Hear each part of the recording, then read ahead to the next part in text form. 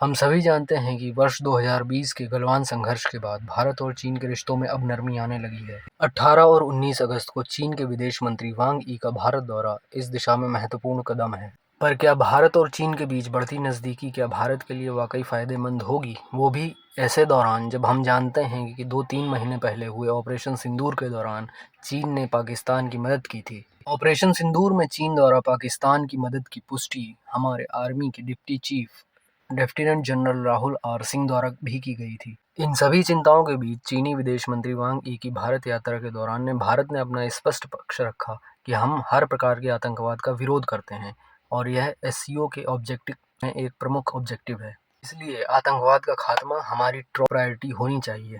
हालिया भारत और चीन के विदेश मंत्रियों के बीच बैठक में भारत की तरफ से जो दूसरा प्रमुख मुद्दा उठाया गया वह था बॉर्डर पर शांति और स्थिरता का। ध्यान रहे, हमारे विदेश मंत्री एस जयशंकर विभिन्न मौकों पर कहते आए हैं कि चाइना के साथ संबंध तब तक सामान्य नहीं हो सकते जब तक कि बॉर्डर पर स्थिति सामान्य नहीं होती। ऐसे में भारत की तरफ से बॉर्डर पर शांति और स्थिरता की बात करना क्या पर्याप्त होगा, क्योंकि चीन की तरफ से अभी तक स्पष्ट नहीं किया गया क्योंकि गलवान संघर्ष से पूर्व बॉर्डर पर उसकी जो स्थिति थी उस पर वह वापस लौटेगा या नहीं। यदि भारत इस मामले पर अपनी चुप्पी जारी रखता है तो यह चीन की सेना के लिए एक मजबूत स्थिति होगी और चीन भविष्य में भी हमारी सीमा में घुसने का दुस्साहस कर सकता है।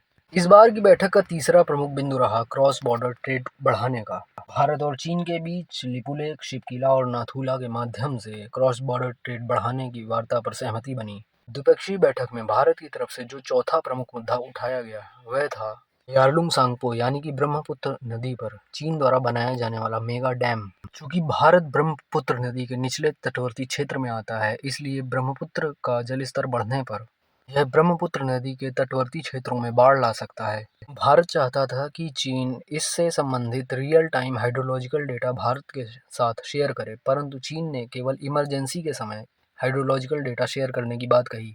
इस द्विपक्षीय बैठक में चीन की तरफ से पांचवा मुद्दा ताइवान को लेकर उठाया गया, जिस पर भारत ने कहा कि भारत और ताइवान के संबंधों में कोई बदलाव नहीं है। ये ठीक उसी प्रकार हैं जैसे बाकी देशों की तरह भारत के संबंध हैं।